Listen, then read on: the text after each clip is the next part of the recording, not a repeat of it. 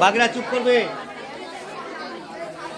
উপস্থিত এই স্বামীজি মিশনের আমার থেকে বয়সে বড় শিক্ষক যারা আছে এবং আমার থেকে যারা ছোট বয়সের যে শিক্ষক আছেন তাদেরকে শুভেচ্ছা ও আমার সামনে উপবিষ্ট যে সমস্ত এই মিশনের ছাত্রছাত্রী এবং তাদের সাথে দু একজন যে বন্ধুবান্ধব ছাত্রছাত্রী এসেছে সকলকে শুভেচ্ছা জানিয়ে আমি এই মিশন সম্পর্কে দু চার কথা বলছি।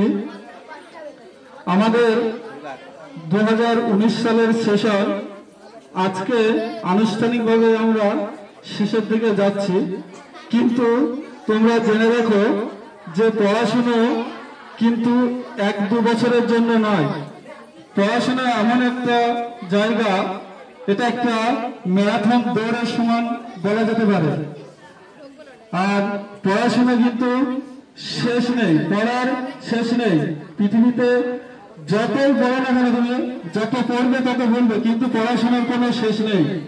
আবার এই বছর যে ফাইনাল পরীক্ষা শুরু হতে যাচ্ছে, এই শুরু হওয়ার আগে আমরা মিশনের তরফ থেকে তোমাদের সামনে যাতে সকল ছাত্রছাত্রী পড়া আরো বেশি করে পড়ার গুরুত্ব বোঝে, সেই জন্য আমরা একটা ছোট্ট কুইজ অনুষ্ঠান, এবং কুইজ অনুষ্ঠান এটা কোনো জেনারেল নলেজ এর উপরে রাখিনি, আমরা রেখেছি সকল বিষয়, অর্থাৎ কারো 7টা সাবজেক্ট, কারো 6টা, কারো 4টা, যে প্রত্যেক শ্রেণীর ছাত্রছাত্রীদের জন্য তাদের বিষয়ের উপর বিষয়ভিত্তিক কুইজ প্রতিযোগিতা করা শুরু করেছি। এই জন্য যে ছাত্রছাত্রীদের ভিতর যাতে পড়ার প্রতি আরো আগ্রহ বাড়ে।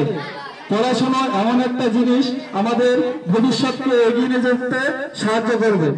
তোমরা পড়াশোনার সাথে সাথে আমরা জানি যে তোমাদের বয়সটা এমন একটা এখন আনন্দ হরুল্লোল করার বয়স, কিন্তু তার সাথে সাথে প্রয়োজন পড়াশোনা। আনন্দ হরুল্লোল এইগুলো এমন পরিমাণ করবো না যেন আমাদের ভবিষ্যতে পড়াশোনাটা ক্ষতি করে, আমাদের ক্যারিয়ারটাকে নষ্ট করে। মনে রাখতে হবে আনন্দ হরুল্লোল প্রয়োজন আছে, কিন্তু সেটা কখনো বেশি যেন না হয়, সেটা যেন পড়াশোনার উপর দিয়ে না চলে যেতে পারে। কারণ জীবনে উন্নতির একমাত্র লক্ষ্য হলো পড়াশোনা। পড়াশোনা দিয়ে সবকিছু জয় করা যায়। পড়াশোনা করলে তুমি পৃথিবীতে সমস্ত কিছু তোমার কাছে সুন্দর লাগবে, আর পড়াশোনা না করলে কিন্তু কোনো কিছুই বুঝবে না। চোখের সামনে অনেক ঘটনা ঘটে যাবে যেগুলো তোমরা দেখে বুঝতে পারবে না এর অর্থ কি। যাই হোক, আরো আমাদের শিক্ষক যারা আছে তারা সকল কিছু বলবে, কিন্তু তোমাদের একটা কথা বলবো, পড়াশোনা কিন্তু চালিয়ে যেতে হবে এটা। কারণ আমাদের গার্জেনরা অনেকে যারা মাঠে কাজ করে সামান্য অর্থ উপার্জন করে, তার উপরেও আমাদের ছেলে মেয়েদেরকে পড়ানোর জন্য খরচা করে।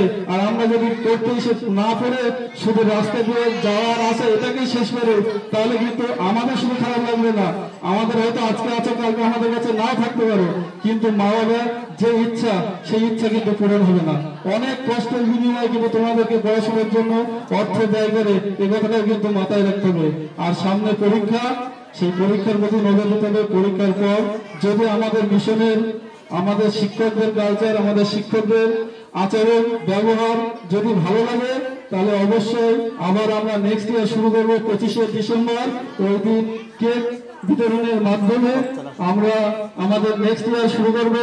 যাদের ভালো লাগবে তারা অবশ্যই আসবে, এবং আমাদের এই পড়াশোনার সাথে সাথে আমাদের হয়তো একটু কঠোর মনোভাব থাকে, সেটা এটা মনে রাখবে, সেটা এই জন্য যে তোমাদেরকে ভালো করার জন্য আমাদের এই মনোভাবটা তৈরি হয়। কখনো কখনো বাড়ির থেকে তোমাদের মা বাবারা হয়তো রাত বসে তখন এক সময় বলে বলে যে খুবই দূর হয় চোখের সামনে থেকে। আর যদি সত্যি সত্যি তোমরা সে দূর হয়ে যাও, তাহলে কিন্তু তোমরা তোমাদের মা বাবাকে আনন্দ দিচ্ছ না, কষ্ট দিচ্ছ। এই কথাটা কিন্তু মাথায় রাখবে। যদি মা বাবা বলে যে দূর হয়ে যাও, তার মানে যদি তুমি দূর হয়ে যাও, তাহলে তোমার মা বাবাকে কিন্তু কষ্ট দিচ্ছ না, আনন্দ দিচ্ছ না, কষ্ট দিচ্ছ। ঠিক সেরকম আমারও হয়তো মা বাবা মাত্র 2-3টে সন্তান, কারো 2, কারো 1, এরকম সন্তান আছে, সে দুটো একটা সন্তান নিয়ে ঝামেলা সহ্য করতে না পেরে কখনো কখনো হয়তো এরকম ধরনের কথা বলে। কিন্তু আমরা এখানে মানুষকে এই প্রত্যেক বছর অন্তত 150 থেকে 200 ছাত্রছাত্রী আমাদের সংস্পর্শে আছে। আর সেই সমস্ত ছাত্রছাত্রীদের অনেক সময় ঝামেলায় আমরা হয়তো সহ্য করতে না পেরে মাঝে মধ্যে হয়তো দু একটা বেতের বাড়ি মারতে পারি, সেটাকে একেবারে গভীরভাবে না নিয়ে বাড়ির মা বাবা ঠিক যেরকম মারার পরে আবার নতুন করে মা বলে ডাকো, বাবা বলে ডাকো, সেই যেন শিক্ষকদের আবার নতুন করে সেই এখন শিক্ষক যে যেরকম ভাবে ডাকো দাদা অথবা স্যার যাই বলুন না কেন, সেই বলে আবার সামনে যদি শিক্ষকের সামনে আসে শিক্ষকরা অবশ্যই ক্ষমা করে দেবে এবং তোমাদেরকে একটা আদর্শ ছাত্র হওয়ার অনুপ্রেরণা তৈরি হবে।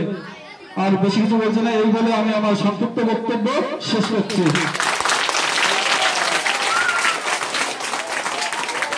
হ্যালো, খুব সুন্দর একটা বক্তৃতা রাখলেন মিশনের শিক্ষক তৈবুলকে আন্তরিকভাবে অনেক ধন্যবাদ জানাই। আর তার সঙ্গে সকল ছাত্রদেরকে ধন্যবাদ জানাই তার কথাগুলো মন দিয়ে শোনার জন্য। নাও এখন আমাদের শুরু হবে কুইজের দ্বিতীয় রাউন্ডের যে প্রশ্ন বাকি ছিল সেই প্রশ্ন দিয়ে। আসছে আমাদের কুইজের প্রশ্ন করতে সুমন ঘোষ। সুমন ঘোষকে অনুরোধ করবো আপনি আপনার কুইজ প্রতিযোগিতা চালিয়ে যান।